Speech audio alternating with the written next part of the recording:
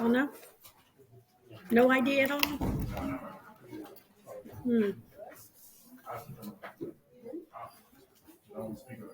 Oh, okay. I would love to know what you think you want to do. If you feel like sharing it with me at some time, I would love to. I always think that's one of the things I love about my job is just like, especially for when you get to 11th and 12th grade, kind of you start to see students shine in different areas and you can almost see them in different careers. It's just really, I love that to see that you have so much future ahead of you. It's just really, it's a blessing being a high school teacher. Okay. So we're going to go over the worksheet. Okay, I don't have it on this computer, so I'll just copy them down. So I've got x cubed plus 11x squared plus 18x. I know it's first thing in the morning, and this is rough to jump into, right? So what do we do to factor this? What's the first thing we do? Take an x out. Good. Take an x out. So that leaves us with x squared plus 11x plus 18. And then we're going to factor what's in the parentheses there. Michael, how does that factor?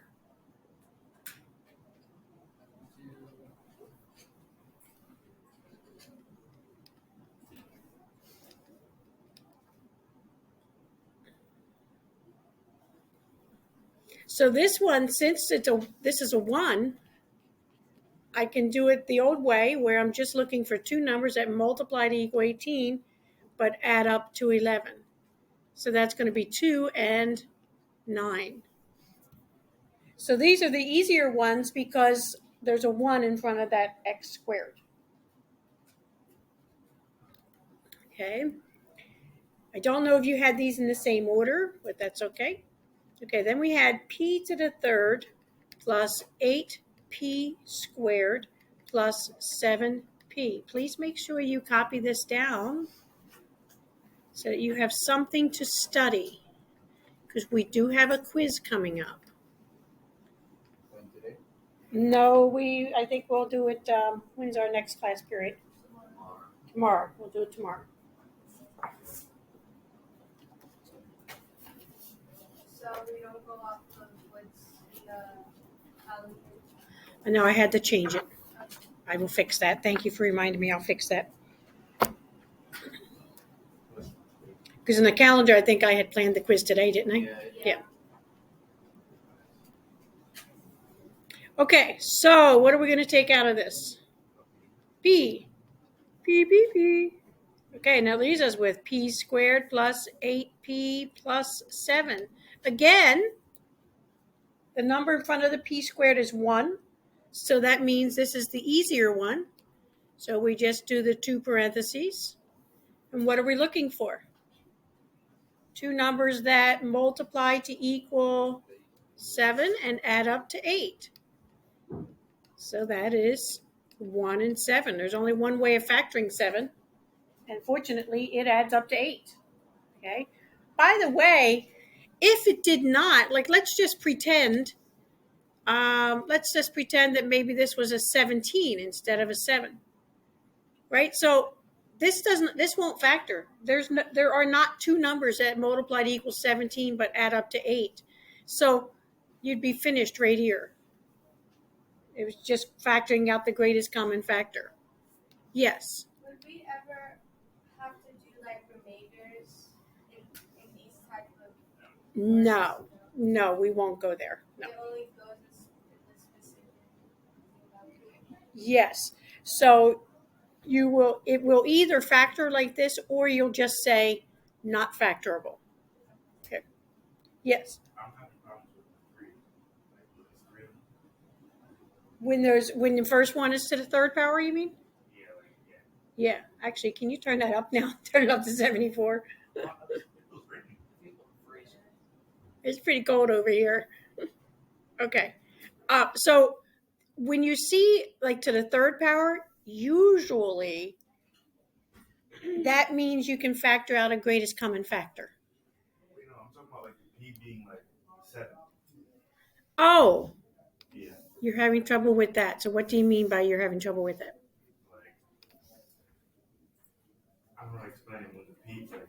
Okay, so we're looking for, when we get it to this point here, right? Now we're looking for two numbers that multiply to be this 7. And there's only two ways of multiplying to get, one way of multiplying to get 7, and that's 1 and 7. These two numbers have to add up to 8. So when I factor it, I already factored out my greatest common factor, which was a P. Then I did my parentheses, right? This is a 1 in front of here, so that means I just put a P in both parentheses. And then I've got the 1 and the 7, because 1 times 7 is 7. 1 plus 7 is 8. And we're done. Does that make sense? Did I answer your question? Okay, try and explain it. Probably answer that later. I'll see. Okay. My answer phone. Okay. If not, you need to ask again. Okay, we have 3p squared minus 6p minus 189. We're always looking for that greatest common factor first. Is there a greatest common factor? Yeah. I to be honest, I'm not sure about the 189, but I know 3 goes into 3 and 6. So let's just see this 3 go into 189. Right? So this is going to be 6, so it'll be 63, right? I thought if the last number is divisible by 3, it's... Yes, you're correct. I just don't want to spend time to go over all those rules. You are absolutely correct, and I should have just reminded everyone of that. Yeah. If this number is divisible by 3, then we know it's divisible by 3. Okay. So that goes 63 times. So we're going to take out a 3, and we've got p squared minus 2p minus 63. Okay. What are we going to do now? Is there anything in front of the p squared? No. So we're going to put a p in both parentheses. What am I looking for now? Adriana, what am I looking for? What equals it adds up? Yeah. Two numbers that multiply to equal. I know it's early, right? Two numbers that multiply to equal. Angel, what do we want them to multiply to equal? Equal to, the opposite.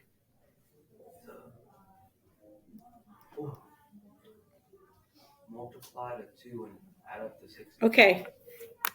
Okay, everybody stand up. Yeah, This is rough. Everybody stand up. I told you, man. Everybody stand up.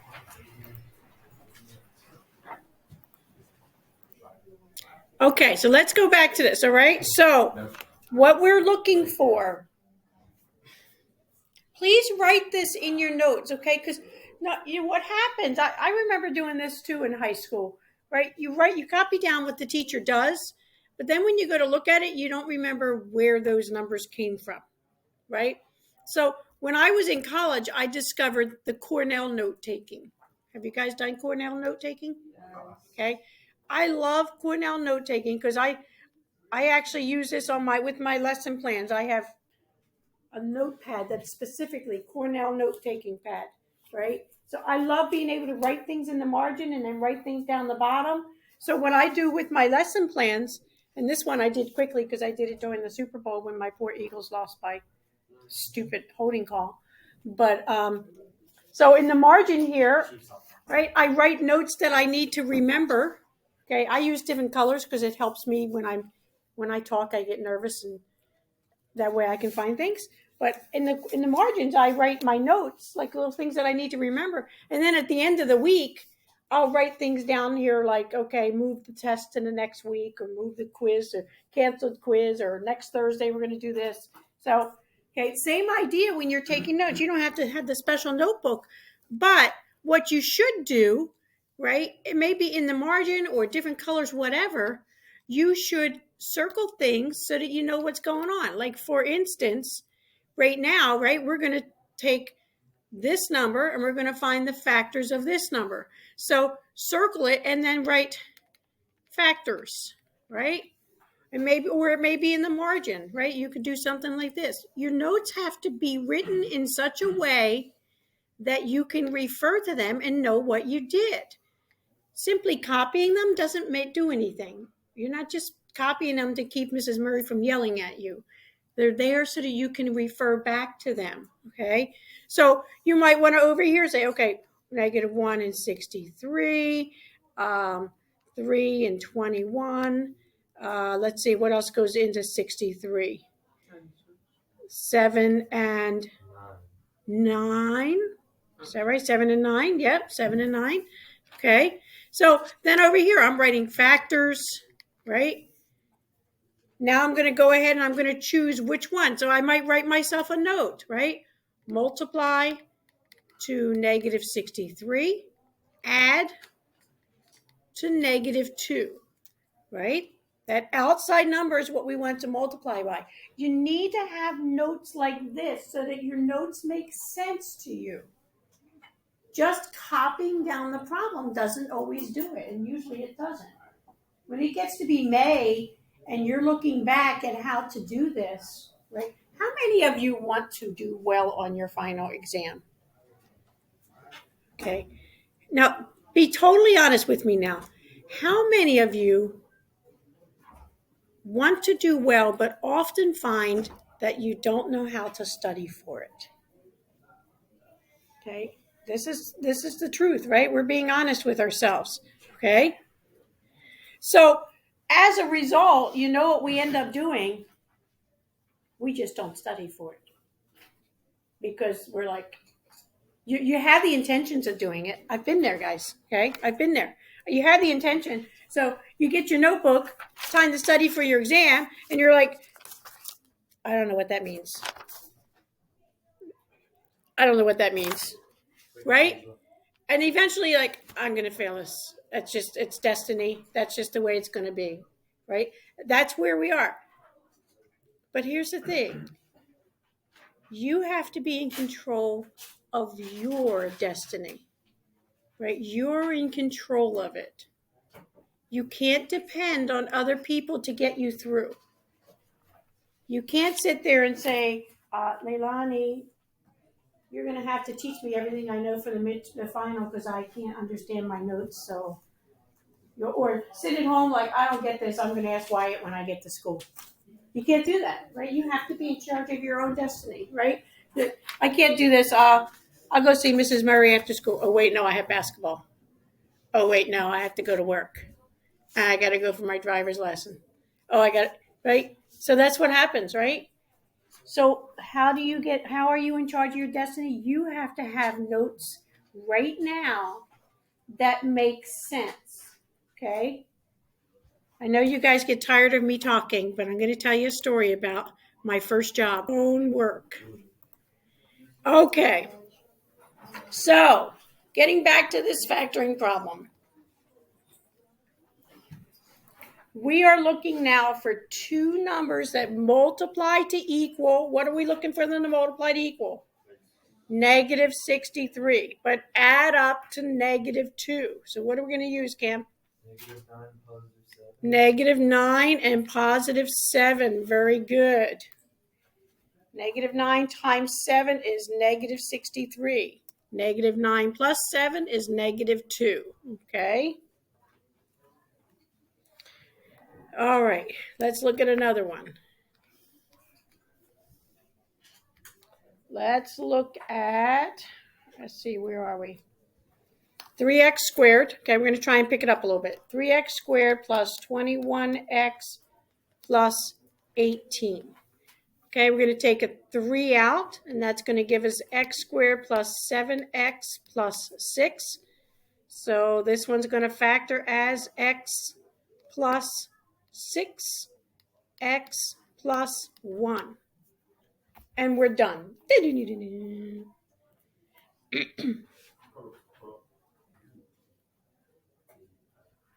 Okay. This is the when we have factors that are just with the one, those are the ones we always forget about. Because when I ask you to factor 6, usually people say, oh, 3 and 2. We usually forget the 6 and 1. Okay. Okay. N squared minus 7n minus 30. Greatest common factor? Nothing. Good. So what am I looking for?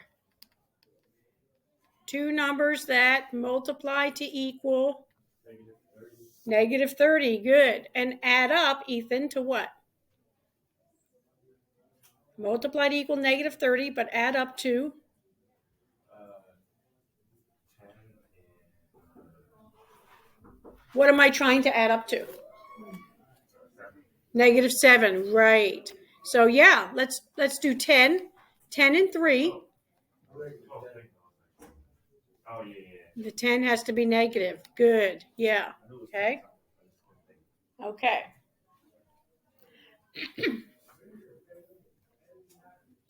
All right, next one. We've got 14m squared minus 46m minus 40.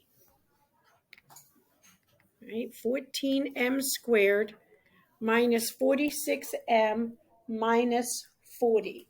Is there a greatest common factor? 2. Yeah, they're all even, so it's 2. Take that 2 out.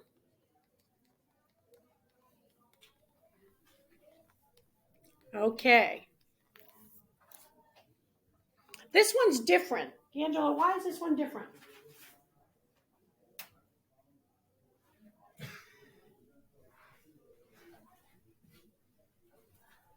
You got it. What's different about this one? So see up here, right? This is the one we just did. What's different from that one and that one? Yeah, I got to do the Murray method. Why do I have to do the Murray method, Patrick? Because you need a factor of 7. Yes, exactly. This is not a 1, right? This is not a 1. So I have to factor that 7, all right? So there's only one way of factoring 7. 7 and 1, so 7m and 1m. Okay, now we have to factor the 20. It's helpful to list the factors. 1 and 20, 2 and 10, 4 and 5. One of them is going to have to be negative, okay, because it's a negative 20. Okay, so I'm going to start with the 4 and the 5. And I'm going to make the 5 negative. So we get cross multiplying. To check it, we get negative 35m plus 4m. And that doesn't work. That gives me negative 31m. Okay. So what should I do? Switch the 4 and the 5. So switch it up to 5 and 4. And I'm going to make the 4 negative.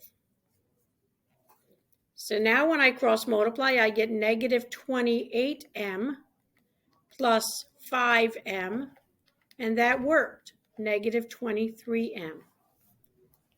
Okay, so that works. So the 4, this did not work. So what are my factors? 2 times 7m plus 5, and then m minus 4. Okay. So it takes a while sometimes, and it takes practice to be able to recognize quicker which numbers to use. Some of you might have tried the 1 and 20, might have tried the 2 and the 10, and that feels frustrating because you're just taking a while to figure out, and then you're like, oh, it didn't even work. Okay. Yes, Mike. So when you're doing the Murray method, you don't have to add the 5 and 4 to equal 23m? No, because it won't work like that because I have a 7 there to deal with. Okay. So what we've done basically, like if I were to check this and multiply it back out, 7m times m, well, that's this part here, right? And then 7m times negative 4, well, that was the cross multiplying. 5 times m, that was this cross multiplying. And then 5 times negative 4, that was this part. So this Murray method, that was checking the FOIL, basically. Okay. Okay, let's do another one. Let's do 2a squared plus 21a plus 40. Do we have a greatest common factor? No. Okay, so what do I do? There's a number in front of the a squared, so I have to use the Murray method. So we factor the 2a squared, and that factors as 2a times a. And then we have to factor the 40. Well, there's a bunch of factors for that. 1 and 40, 2 and 20, 4 and 10, 5 and 8, right? Okay. So just looking at it, what do you think?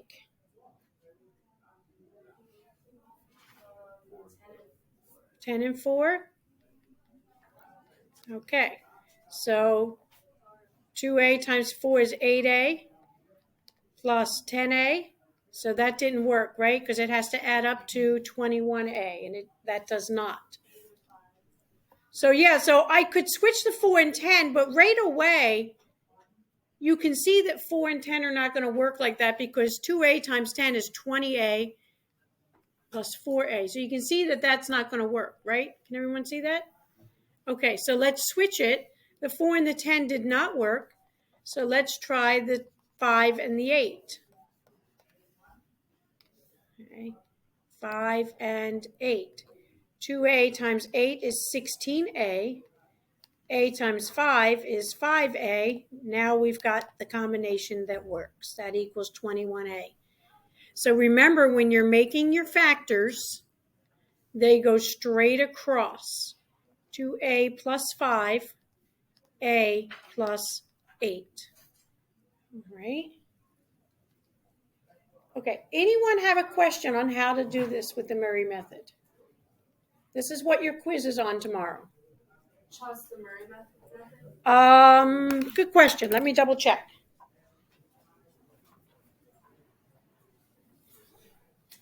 Just the Murray method. Yes. Okay. There may be some greatest common factors, but okay. Actually, let me double check that again now that I think about it.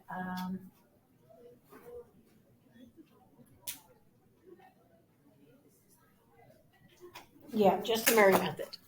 Okay, so what I'm going to do, I would like you to break up into pairs. I'm going to let you choose your own pairs, okay?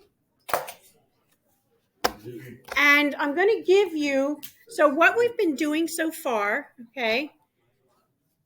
Remember, we're looking at a quadratic expression, ax squared plus bx plus c, okay?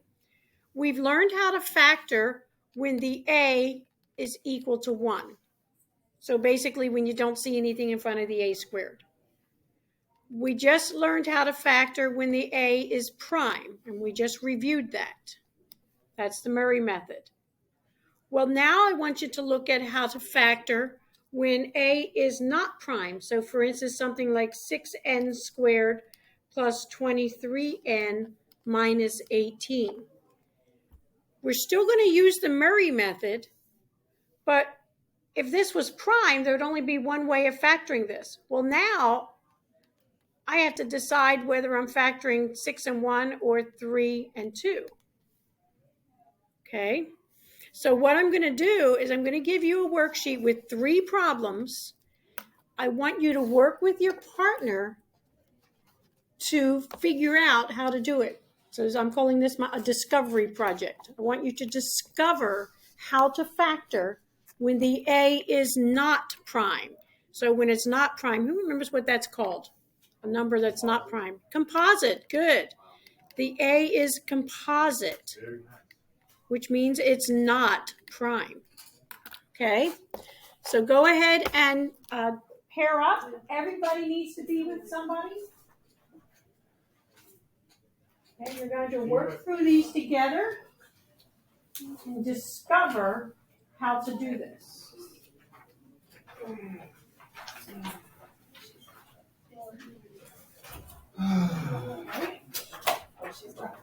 Pair up.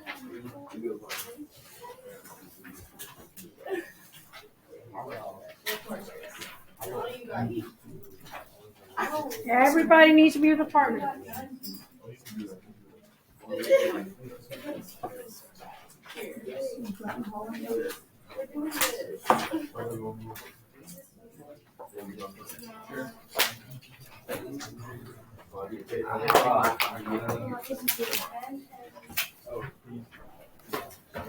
It's on the floor.